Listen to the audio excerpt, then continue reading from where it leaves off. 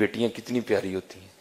मैं ना घर में बैठा था, फरागत थी, तो मुझे इस खेल का नाम नहीं याद कि वो बच्चे क्या खेल रहे थे। वो पर्चियां डाली थी, एक पर्ची पे लिखा था बादशाह, एक पे लिखा था वजीर, एक पे लिखा था काजी और एक पे लिखा था चोर। उन 4 पर्चियों को बंद करके ना फेंक देते, फिर सारे एक एक उठाते थे। अब जिसके हिस्से में बादशाह की पर्ची आई वो बादशाह बन गया, जिसके हिस्से में काजी की आई वो काजी बन गया, जिसके हिस्से में वजीर की आई वो वजीर, और एक हिस्से में आनी है चोर की।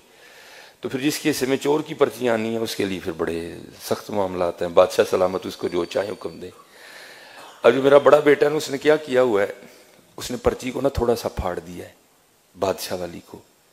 तो बेटियों को नहीं पता चल रहा कि बड़ा भाई हमारे साथ क्या कर रहा है, तो वो बार बार बादशाह बन रहा है। वो बेचारी कभी कोई चोर बन रही है, कभी वो किसी को कह रहा है मेरी जूती पॉलिश करो, किसी को कह रहा है। मैं बैठा देख रहा हूँ सारा। मैंने कहा यार एक ही कारण है। मैंने कहा जी मुझे भी खिलाओ।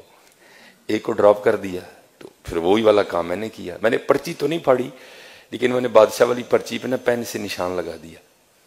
अब 2-4 बार बादशाह बन के मैंने उसे खूब काम करवाया। तो मैंने कहा चल यार उन बच्चियां हुई बादशाह बनाइए।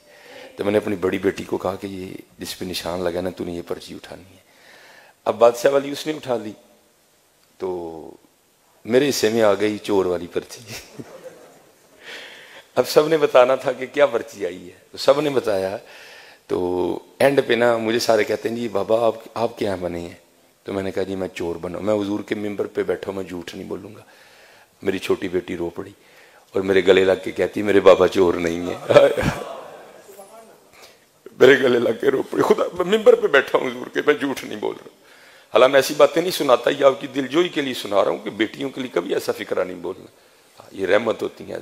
मैं मिंबर पे बैठा कह रहा हूँ, मेरा अल्लाह गवाह है इस बात का। हाँ मैं ऐसी बातें नहीं सुनाता। वो मेरे साथ लग के ना रो पड़ी, हकीकतन रो पड़ी, और कहती मेरे बाबा चोर नहीं है।